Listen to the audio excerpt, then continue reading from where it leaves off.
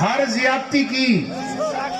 میرے ساتھ ٹیبل پر بھی بیٹھے تو میں نے یہ کہا کہ قبلہ امیر مجاہدین نے اپنے کارکنوں کو یہ ہدایت دے رکھی ہے اور ان کی تربیت کی ہے کہ ہم نے حضور کی عزت کے لیے نکلنا ہے.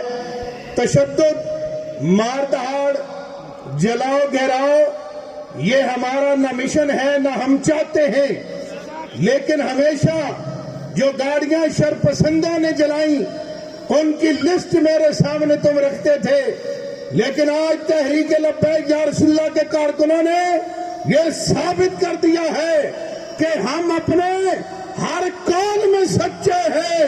نبی کی عزت و ناموس کی خاطر ہم نے لاٹھیاں بھی کھائی ہے، ہم جیلوں میں بھی گئے ہیں، ہم نے گولیاں بھی کھائی ہے، لیکن ایک پتا بھی نہیں ٹوٹا. اور یہ بات یہ ثابت کر رہی ہے کہ جب قائد مخلص